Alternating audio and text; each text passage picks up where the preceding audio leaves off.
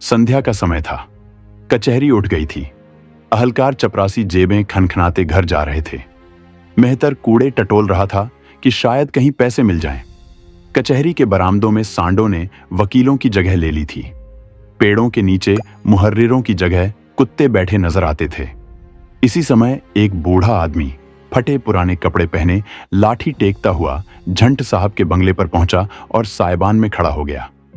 झंट साहब का नाम था मिस्टर जीऊ सिन्हा। अर्दली ने दूर ही से ललकारा, कौन साइबान में खड़ा है? क्या चाहता है? बूढ़ा, गरीब बामहान हूं भैया, साहब से भेंट होगी? अर्दली, साहब तुम जैसों से नहीं मिला करते। बूढ़े ने लाठी पर अकड़कर कहा, क्यों भाई, हम खड़े हैं या डाकू चोर हैं कि हमारे मुंह में कुछ लगा हुआ है? अर्दली, भीख मांगकर मुकदमा लड़ने आए होंगे। बूढ़ा, तो कोई पाप किया है? अगर घर बेचकर नहीं लड़ते तो कुछ बुरा करते हैं? यहां तो मुकदमा लड़ते लड़ते उम्र बीत गई, लेकिन घर का पैसा नहीं खर्चा। मियां की जूती मियां का सिर करते हैं। 10 भले मानसों से मांगकर एक को दे दिया। चलो छुट्टी हुई। गांव भर नाम से कांपता है। किसी ने जरा भी टिरपिर की और मैंने अदालत में दावा दायर किया। अर्दली, किसी बड़े आदमी से पाला नहीं पड़ा अभी। बूढ़ा, अजी कितने ही बड़ों को बड़े घर भिजवा दिया, तुम हो किस फेर में? हाई कोर्ट तक जाता हूं सीधा। कोई मेरे मुंह क्या आएगा बेचारा? गांव से तो कौड़ी जाती नहीं, फिर डरें क्यों? जिसकी चीज पर दांत लगाए अपना करके छोड़ा। सीधे न दिया तो अदालत में घसीट लाए और रगेद रगेद कर मारा। अपना क्या बिगड़ता है? तो साहब से उत्तला करते हो कि मैं ही पुकारूं? अर्दली ने देखा यह आदमी यूं टलने वाला नहीं तो जाकर साहब से उसकी इत्तला की। साहब ने हुलिया पूछा और खुश होकर कहा, फौरन बुला लो। अर्दली, हुजूर बिल्कुल फटे हाल है। साहब गुदड़ी ही में लाल होते हैं, जाकर भेज दो। मिस्टर सिन्हा अधेड़ आदमी थे, बहुत ही शांत, बहुत ही विचारशील, बातें बहुत कम करते थे। कठोरता और असभ्यता जो शासन की अंग समझी जाती हैं, उनको छू भी नहीं गई थी। न्याय और दया के देवता मालूम होते थे। डील डॉल देवों का सा था और रंग आबनूस का सा। आराम कुर्सी पर लेटे हुए पेचवान पी रहे थे। बूढ़े ने जाकर सलाम किया, सिन्हा तुम हो जगत पांडे, आओ बैठो। तुम्हारा मुकदमा तो बहुत ही कमजोर है। भले आदमी, जाल भी ना करते बना। जगत, ऐसा ना कहें हुजूर, गरीब आदमी हूं, मर जाऊंगा। सिन्हा, किसी वकील मुख्तार से सलाह भी ना ले ली? जगत, अब तो सरकार की शरण में आया हूं। सिन्हा, सरकार क्या मिसिल बदल देंगे या नया कानून गढ़ेंगे? तुम गच्चा खा गए। मैं कभी कानून के बाहर नहीं जाता, जानते हो ना, अपील से कभी मेरी तजवीज रद्द नहीं होती। जगत, बड़ा धर्म होगा सरकार। सिन्हा के पैरों पर गिन्नियों की एक पोटली रखकर, बड़ा दुखी हूं सरकार। सिन्हा मुस्कुराकर, यहां भी अपनी चालबाजी से नहीं चूकते? निकालो अभी और, ओस से प्यास नहीं बुझती। भला दहाई तो पूरा करो। जगत, बहुत तंग हूं दीन बंधु। सिन्हा, डालो डालो कमर में हाथ। भला कुछ मेरे नाम की लाज तो रखो। जगत, लुट जाऊंगा सरकार। सिन्हा, लुटें तुम्हारे दुश्मन जो इलाका बेचकर लड़ते हैं। तुम्हारे जजमानों का भगवान भला करे, तुम्हें किस बात की कमी है? मिस्टर सिन्हा इस मामले में जरा भी रियायत ना करते थे। जगत ने देखा कि यहां काइयापन से काम चलेगा तो चुपके से 4 गिन्नियां और निकाली, लेकिन उन्हें मिस्टर सिन्हा के पैरों रखते समय उसकी आंखों से खून निकल आया। यह उसकी बरसों की कमाई थी।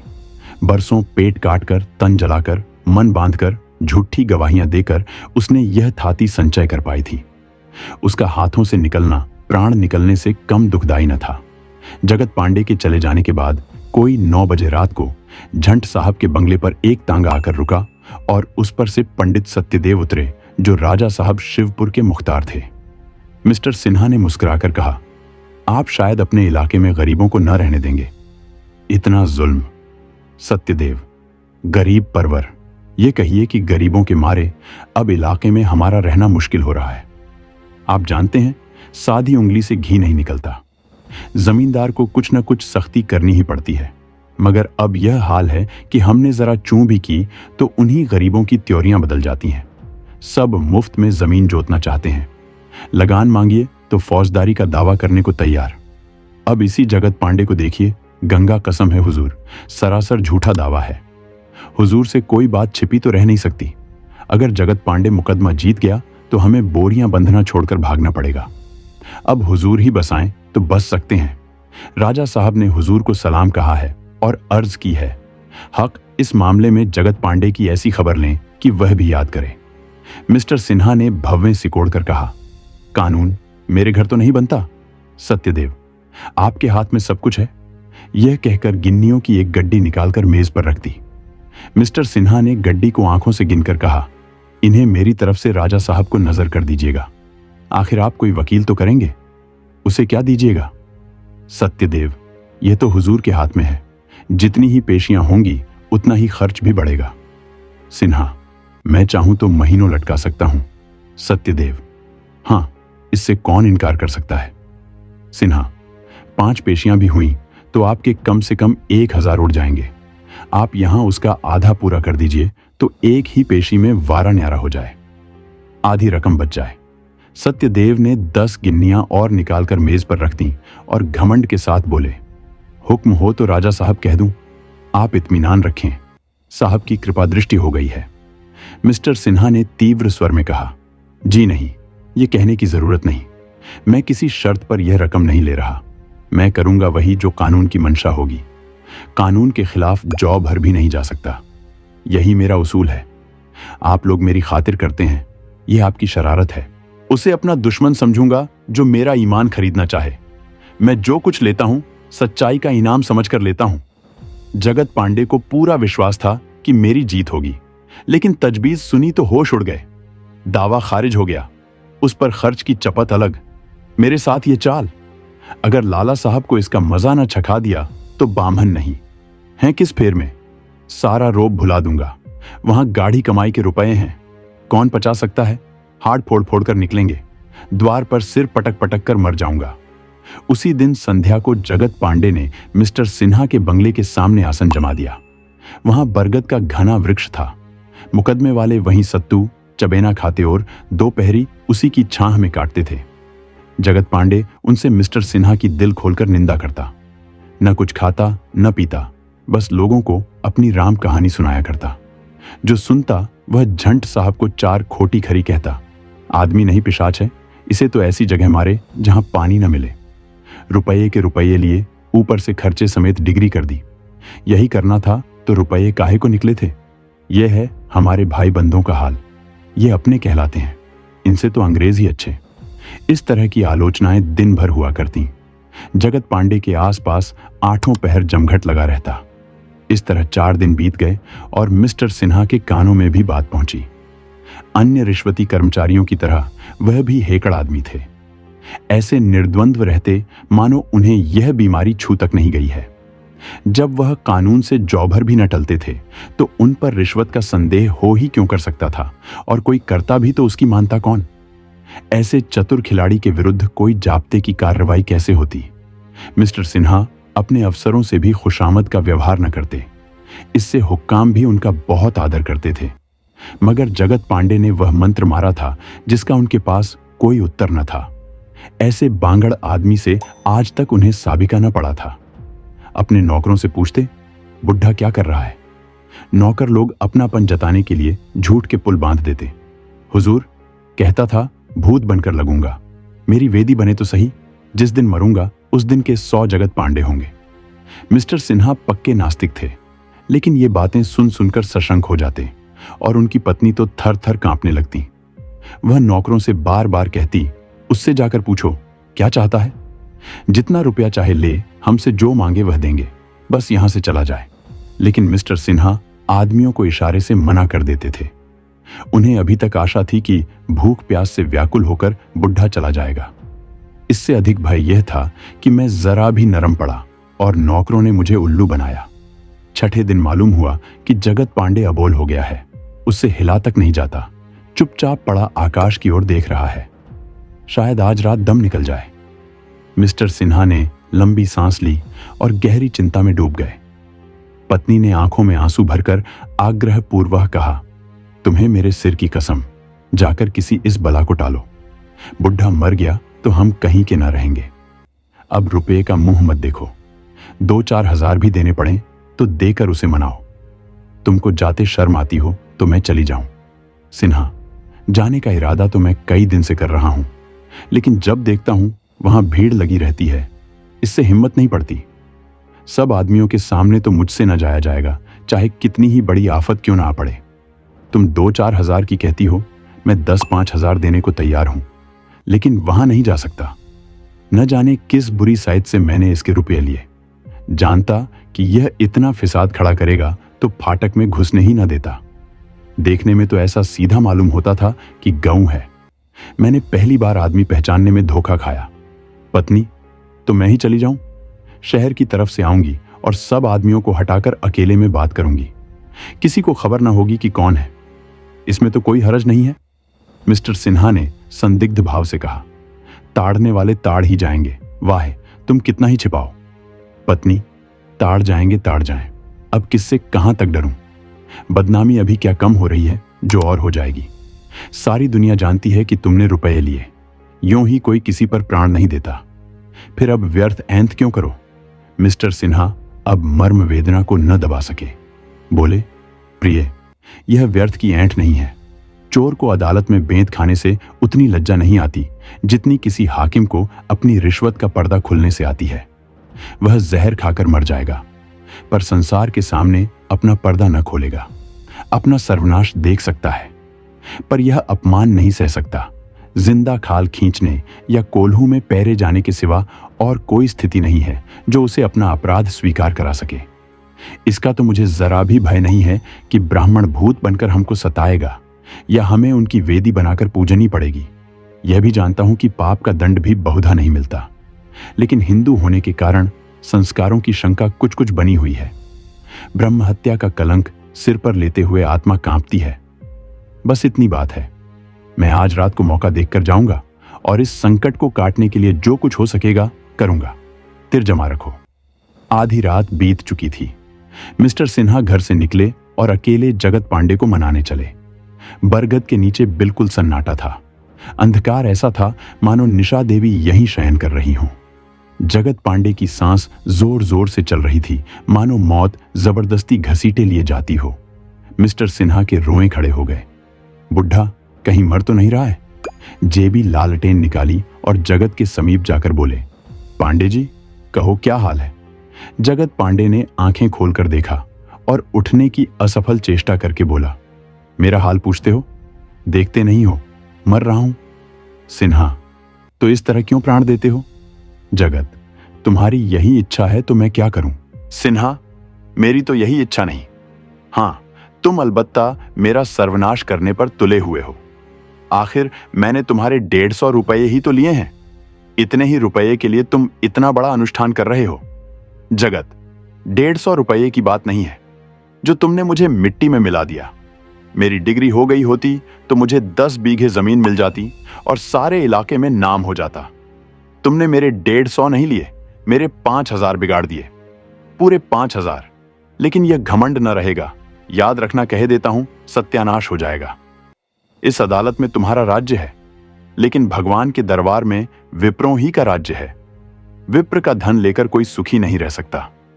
मिस्टर सिन्हा ने बहुत खेद और लज्जा प्रकट की, बहुत अनुनय से काम लिया और अंत में पूछा, सच बताओ पांडे, कितने रुपए पा जाओ तो यह अनुष्ठान छोड़ दो।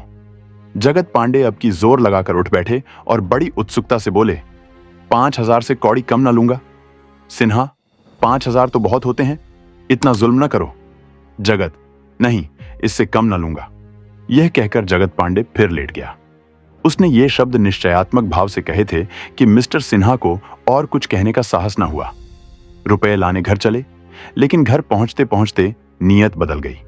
150 के बदले 5000 देते कलंक हुआ। मन में कहा, मरता है जाने दो। कहां की ब्रह्महत्या और कैसा पाप। ये सब पाखंड है, बदनामी ना होगी। सरकारी मुलाजिम तो यूं ही बदनाम होते हैं, ये कोई नई बात थोड़े ही है। बचा कैसे उठ बैठे थे? समझा होगा उल्लू फंसा। अगर 6 दिन के उपवास करने से 5000 मिले तो मैं महीने में कम से कम 5 मर्तबा यह अनुष्ठान करूं। 5000 नहीं, कोई मुझे 1000 दे दे। यहां तो महीने भर नाक रगड़ता हूं, तब जाके 600 रुपए के दर्शन होते हैं। नोच खसोट से भी शायद ही किसी महीने में इससे ज्यादा मिलता हो। बैठा मेरी राह देख रहा होगा। लेना रुपए, मुंह मीठ हो जाएगा। वह चारपाई पर लेटना चाहते थे कि उनकी पत्नी जी आकर खड़ी हो गईं। उनके सिर के बाल खुले हुए थे, आंखें सहमी हुई, रह रहकर कांप उठती थीं, मुंह से शब्द न निकलता था। बड़ी मुश्किल से बोली, आधी रात तो हो गई होगी, तुम जगत पांडे के पास चले जाओ। मैंने अभी ऐसा बुरा सपना देखा है कि अभी तक कलेजा धड़क रहा है, जान संकट में पड़ी हुई है, जाके किसी तरह उसे टालो। मिस्टर सिन्हा, वहीं से तो चला आ रहा हूं, मुझे तुमसे ज्यादा फिक्र है। अभी आकर खड़ा ही हुआ था कि तुम आई। पत्नी, अच्छा तो तुम गए थे, क्या बातें हुई? राजी हुआ। सिन्हा, 5,000 रुपए मांगता है। पत्नी, 5,000? सिन्हा, कौड़ी कम नहीं कर सकता और मेरे पास इस वक्त 1,000 से ज्यादा ना होंगे। पत्नी ने एक क्षण सोचकर कहा, जितना मांगता है उतना ही दे दो, किसी तरह गला तो छूट। तुम्हारे पास रुपए ना हो तो मैं दे दूंगी। अभी से सपने दिखाई देने लगे हैं, मरा तो प्राण कैसे बचेंगे? बोलता चालता है ना। मिस्टर सिन्हा, अगर आबनूस थे तो उनकी पत्नी चंदन। सिन्हा उनके गुलाम थे, उनके इशारों पर चलते थे। पत्नी जी भी पति शासन में कुशल थीं। सौंदर्य और अज्ञान में अपवाद है। सुंदरी कभी भोली नहीं होती, वह पुरुष के मर्म स्थल पर आसन जमाना जानती है। सिन्हा, तो लाओ देता हूं, लेकिन आदमी बड़ा चग्गड़ है, कहीं रुपए लेकर सबको दिखाता फिरे तो। पत्नी, इसको यहां से इसी वक्त भागना होगा। सिन्हा, तो निकालो, दे ही दूं, जिंदगी में यह बात भी याद रहेगी। पत्नी ने अविश्वास भाव से कहा, चलो मैं भी चलती हूं, इस वक्त कौन देखता है। पत्नी से अधिक पुरुष के चरित्र का ज्ञान और किसी को नहीं होता। मिस्टर सिन्हा की मनोवृत्तियों को उनकी पत्नी जी खूब जानती थीं। कौन जान रास्ते में रुपए कहीं छिपा दें और कह दें दे आए, या कहने लगें रुपए लेकर भी नहीं टलता तो मैं क्या करूं। जाकर संदूक से नोटों के पुलिंदे निकाले और उन्हें चादर में छिपाकर मिस्टर सिन्हा के साथ चलीं। सिन्हा के मुंह पर झाड़ू सी फिरी थी, लालटेन लिए पछताते चले जाते थे। 5,000 रुज़िर निकले जाते हैं, फिर इतने रुपए कब मिलेंगे कौन जानता है। इससे तो कहीं अच्छा था दुष्ट मर ही जाता, भला से बदनामी होती, कोई मेरी जेब से रुपए तो न छीन लेता। ईश्वर करे मर गया हो। अभी तक दोनों आदमी फाटक ही तक आए थे कि देखा जगत पांडे लाठी टेकता चला आता है। उसका स्वरूप इतना डरावना था मानो श्मशान से कोई मुर्दा भागा आता हो। पत्नी जी बोली, महाराज हम तो आ ही रहे थे, तुमने क्यों कष्ट किया? रुपए लेकर सीधे घर चले जाओगे ना? जगत, हाँ हाँ सीधा घर जाऊंगा, कहां है रुपए देखूं। पत्नी जी ने नोटों का पुलिंदा बाहर निकाला और लालटेन दिखाकर बोली, गिन लो, 5,000 रुपए हैं। पांडे ने पुलिंदा लिया और बैठकर उलट पुलट कर देखने लगा। उसकी आंखें एक नए प्रकाश से चमकने लगीं। हाथों में नोटों को तौलता हुआ बोला, पूरे 5,000 हैं। पत्नी, पूरे गिन लो। जगत, 5,000 में 2 टोकरी भर जाएगी, हाथों से बताकर। इतने सारे 5,000? सिन्हा, क्या अब भी तुम्हें विश्वास नहीं आता? जगत, हैं पूरे हैं, पूरे 5,000। तो अब जाऊं, भाग जाऊं? यह कहकर वह पुलिंदा लिए कई कदम लड़खड़ाता हुआ चला जैसे कोई शराबी, और तब धम से जमीन पर गिर पड़ा। मिस्टर सिन्हा लपट कर उठाने दौड़े तो देखा उसकी आंखें पथरा गई हैं और मुख पीला पड़ गया है। बोले, पांडे, क्या कहीं चोट आ गई? पांडे ने एक बार मुंह खोला जैसे मरी हुई चिड़िया सिर लटका चोंच खोल देती है। जीवन का अंतिम धागा भी टूट गया। ओंठ खुले हुए थे और नोटों का पुलिंदा छाती पर रखा हुआ था। इतने में पत्नी जी भी आ पहुंची और शव को देखकर चौंक पड़ी। पत्नी, इसे क्या हो गया? सिन्हा, मर गया? और क्या हो गया? पत्नी सिर पीटकर, मर गया। हाय भगवान, अब कहां जाऊं? यह कहकर बंगले की ओर बड़ी तेजी से चली।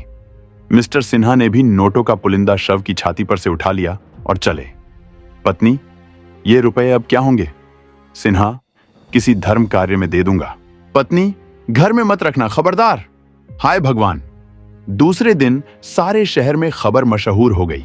जगत पांडे ने झंट साहब पर जान दे दी। उसका शव उठा तो हजारों आदमी साथ थे। मिस्टर सिन्हा को खुल्लम खुल्ला गालियां दी जा रही थीं। संध्या समय मिस्टर सिन्हा कचहरी से आकर मन मार बैठे थे कि नौकरों ने आकर कहा, सरकार, हमको छुट्टी दी जाए, हमारा हिसाब कर दीजिए। हमारी बिरादरी के लोग धमकते हैं कि तुम झंट साहब की नौकरी करोगे तो हुक्का पानी बंद हो जाएगा। सिन्हा ने झल्ला कर कहा, कौन धमकाता है?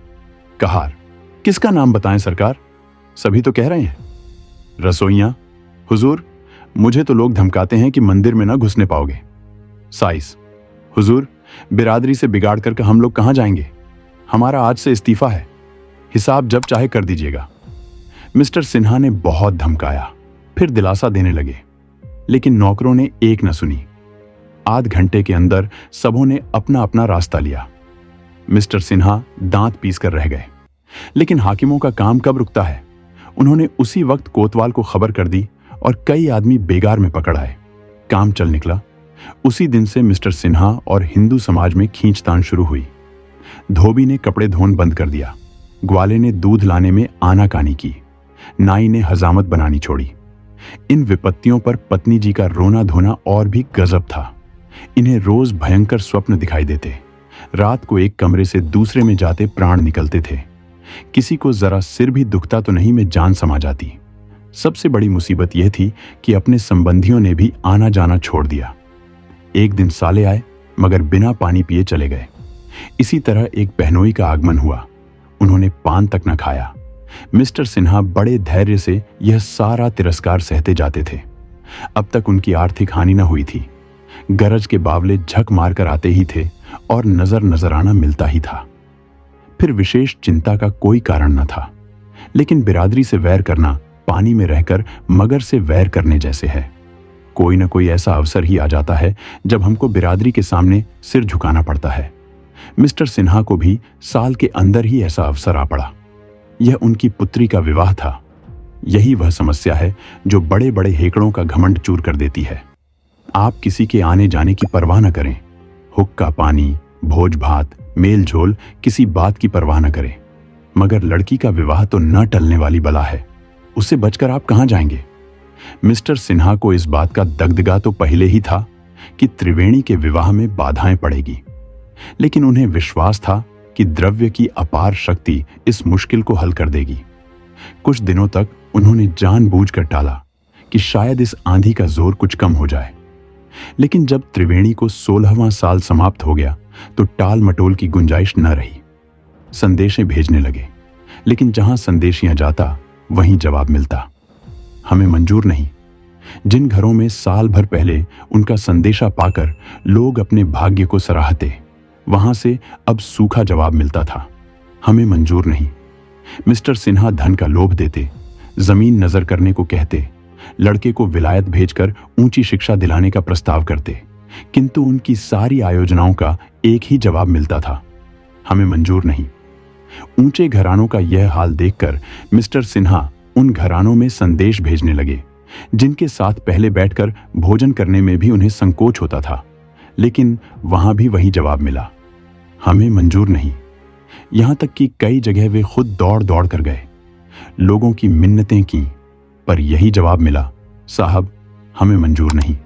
शायद बहिष्कृत घरानों में उनका संदेश स्वीकार कर लिया जाता, पर मिस्टर सिन्हा जानबूझकर मक्खी न निगलना चाहते थे। ऐसे लोगों से संबंध न करना चाहते थे जिनका बिरादरी में कोई स्थान न था। इस तरह एक वर्ष बीत गया। मिसेस सिन्हा चारपाई पर पड़ी कराह रही थीं, त्रिवेणी भोजन बना रही थी और मिस्टर सिन्हा पत्नी के पास चिंता में डूबे बैठे हुए थे। उनके हाथ में एक खत था। बार बार उसे देखते और कुछ सोचने लगते थे। बड़ी देर के बाद रोगिणी ने आंखें खोली और बोली, अब न बचूंगी पांडे, मेरी जान लेकर छोड़ेगा। हाथ में कैसा कागज है? सिन्हा, यशोदानंदन के पास से खत आया है। पाजी को यह खत लिखते हुए शर्म नहीं आती। मैंने इसकी नौकरी लगाई, इसकी शादी करवाई और आज उसका मिजाज इतना बढ़ गया है कि अपने छोटे भाई की शादी मेरी लड़की से करना पसंद नहीं करता। अभागे के भाग्य खुल जाते। पत्नी, भगवान अब ले चलो, यह दुर्दशा नहीं देखी जाती। अंगूर खाने का जी चाहता है, मंगवाए हैं कि नहीं? सिन्हा, मैं जाकर खुद लेता आया था। यह कहकर उन्होंने तश्तरी में अंगूर भरकर पत्नी के पास रख दिए। वह उठा उठाकर खाने लगी। जब तश्तरी खाली हो गई तो बोली, अब किसके यहां संदेशा भेजोगे? सिन्हा, किसके यहां बताऊं? मेरी समझ में तो अब कोई ऐसा आदमी नहीं रह गया। ऐसी बिरादरी में रहने से तो यह 1000 दर्जा अच्छा है कि बिरादरी के बाहर रहूं। मैंने एक ब्राह्मण से रिश्वत ली, इससे मुझे इनकार नहीं, लेकिन कौन रिश्वत नहीं लेता? अपने गांव पर कोई नहीं चूकता। ब्राह्मण नहीं, खुद ईश्वर ही क्यों ना हो, रिश्वत खाने वाले उन्हें भी चूस लेंगे। रिश्वत देने वाला अगर कोई निराश होकर अपने प्राण देता है तो मेरा क्या अपराध? अगर कोई मेरे फैसले से नाराज होकर जहर खा ले तो मैं क्या कर सकता हूं?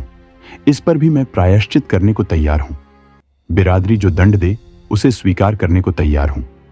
सबसे कह चुका हूं मुझसे जो प्रायश्चित चाहो करा लो, पर कोई नहीं सुनता। दंड अपराध के अनुकूल होना चाहिए, नहीं तो यह अन्याय है। अगर किसी मुसलमान का छुआ भोजन खाने के लिए बिरादरी मुझे काले पानी भेजना चाहे तो मैं उसे कभी न मानूंगा। फिर अपराध अगर है तो मेरा है। मेरी लड़की ने क्या अपराध किया है? मेरे अपराध के लिए लड़की को दंड देना सरासर न्याय विरुद्ध है। पत्नी, मगर करोगे क्या? और कोई पंचायत क्यों नहीं करते? सिन्हा, पंचायत में भी तो वही बिरादरी के मुखिया लोग ही होंगे। उनसे मुझे न्याय की आशा नहीं। वास्तव में इस तिरस्कार का कारण ईर्ष्या है। मुझे देखकर सब जलते हैं और इसी बहाने वे मुझे नीचा दिखाना चाहते हैं। मैं इन लोगों को खूब समझता हूं। पत्नी, मन की लालसा मन में रह गई। यह अरमान लिए संसार से जाना पड़ेगा। भगवान की जैसी इच्छा। तुम्हारी बातों से मुझे डर लगता है कि मेरी बच्ची की न जाने क्या दशा होगी, मगर तुमसे मेरी अंतिम विनय यही है कि बिरादरी से बाहर न जाना, नहीं तो परलोक में भी मेरी आत्मा को शांति न मिलेगी। यह शोक मेरी जान ले रहा है। हाय, बच्ची पर न जाने क्या विपत्ति आने वाली है। यह कहते मिसेस सिन्हा की आंखें में आंसू बहने लगे। मिस्टर सिन्हा ने उनको दिलासा देते हुए कहा, इसकी चिंता मत करो प्रिय। मेरा आशय केवल यह था कि ऐसे भाव मन में आया करते हैं।